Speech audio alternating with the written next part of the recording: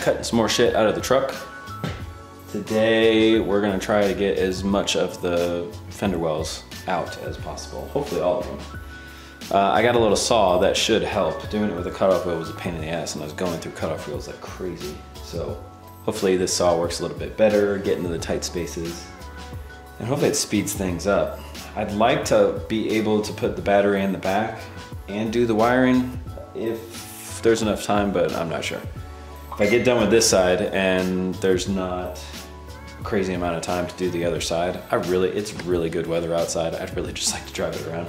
So I may finish up this side and then, you know, just go for a drive, and we'll do the battery and stuff at a later date. We'll see how the day goes. Oops.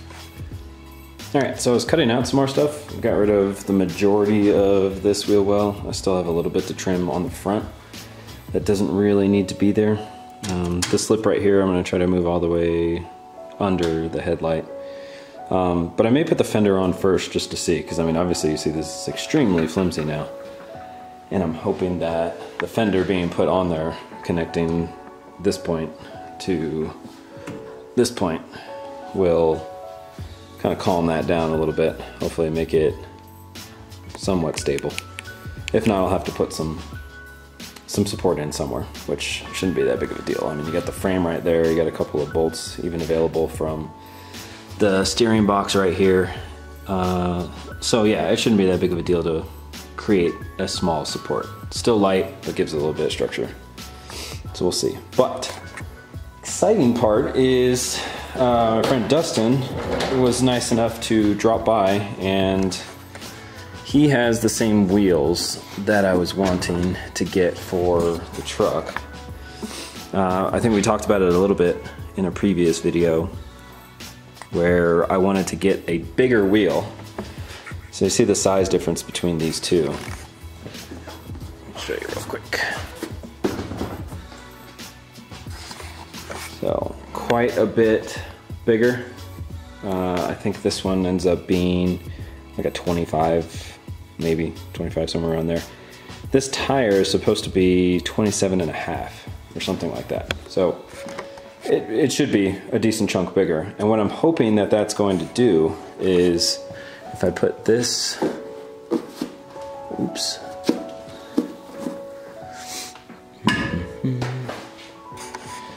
So this wheel being bigger is obviously going to raise the truck, the front of the truck up. Now it's going to raise it by a decent amount, and I don't really need all of that to be higher. I mean, I don't want it to look awkward. I mean, if it's sitting the way it is right now, that would be a little weird driving down the road. Functionally, I'm fine with it sitting exactly how it sits with these small wheels. But if I get the wheel to be higher up physically because of the wheel's larger diameter, then I should be able to actually lower the suspension height a little bit, bringing the truck back down to the level that it was at, but at the same time giving me more suspension stroke. So we were battling with the idea of whether or not we were going to actually do different control arms, lower control arms, to try to get more range, more motion out of the suspension. I don't really want to do that this year, so I think the easy alternative is going to be bigger wheel, lowered suspension, giving me more upward travel. I mean, we'll probably be able to get an inch more of upward travel. So something that's only working with about 2.5 inches, adding a whole inch to it is percentage-wise a really good thing. So 3.5 inches is what we'll be able to play with. We'll get a better shock in there so that I can control the rate that it rises and everything. And it should be a pretty significant difference in the behavior of the car. Probably the most significant out of all the things that we're going to do, chassis related. Because I mean, all this weight, it's great. I mean, there's no need to have the weight in there if we don't need it, especially at the front of the truck.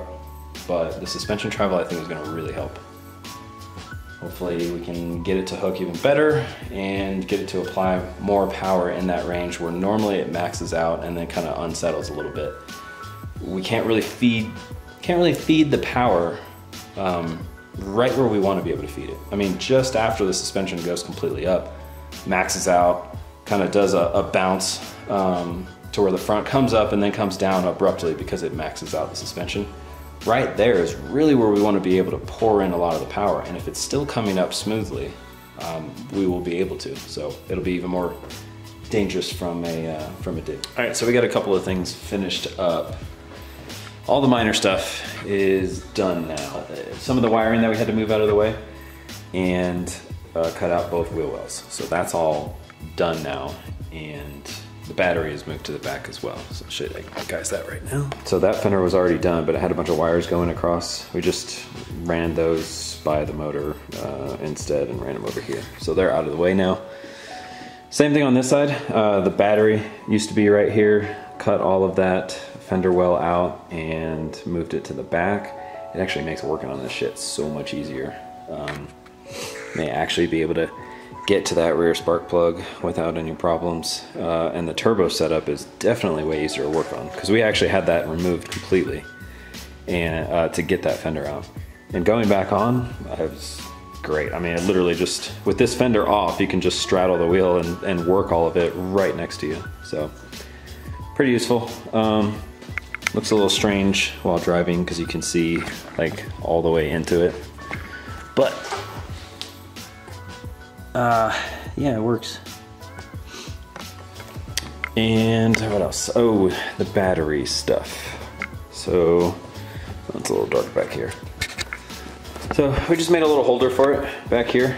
And so yeah, we transfer a little bit of weight from the front of the car to the back of the car, as well as removed a decent amount of weight with the race seat and the fender wells and a couple other things that we did. So I think overall it'll help a little bit. Nothing crazy, but it's definitely not hurting anything. So, oh, and we did a cutoff switch so that I don't feel so bad when we go to the track. Good news is it's all ready to drive and go have some fun with. So I was just gonna drive it around and, you know, see how it feels. But I did that the other day and I don't think anything's really gonna be any different. So I'm gonna go beat the shit out of it instead. And got a friend of mine that has been wanting to race for a while, but it's roll racing. So yeah, don't hate me. But yeah, we're gonna go play around a little bit and we'll see how it goes. He should probably beat me pretty bad. He makes about 1,000 horsepower. We obviously don't make that. But we'll see, a lot can happen. It's great weather today. It's like 61 degrees. So yeah, we'll go do that real quick and see how it goes.